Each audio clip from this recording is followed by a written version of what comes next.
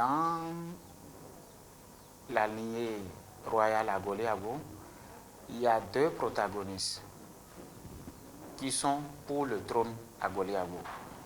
Il y a dans les deux lignées en question, la lignée dont je fais partie est la lignée Aïdorodo. À Dahomey, on ne dit pas l'intronisation d'un roi, on dit la succession d'un roi, qui se dit lever du jour.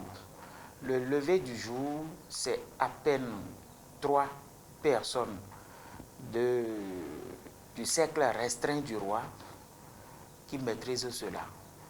Et même le roi, c'est en moins de 112 heures qu'il est informé.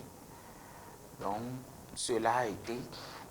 Ceux qui parlent aujourd'hui, ce n'est que comme ça se fait. Depuis les aïeux, ça se passe toujours comme ça. Il n'y a jamais eu de succession sans remous. Mais vu que le préfet avait constaté le jour-là le monde des bandits qui étaient présents et ceux qui criaient, il a pris ses responsabilités. Et il a dit, si c'est le cas, les policiers vont partir.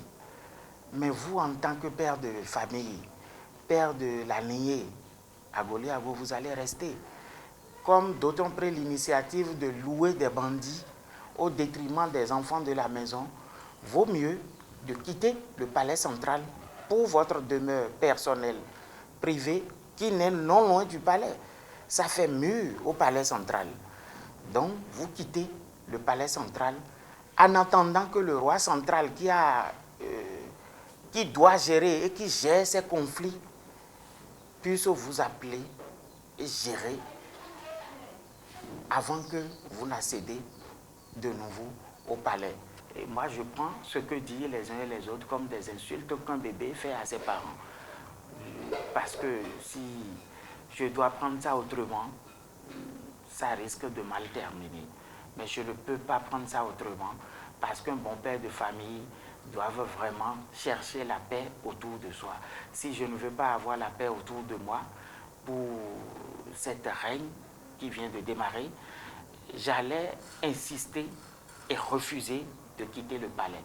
Le préfet ne peut pas me déloger de force, mais quand je vais le faire, ça veut dire que je vais tenir tête à l'autorité de l'État. Et c'est ce qui est mauvais.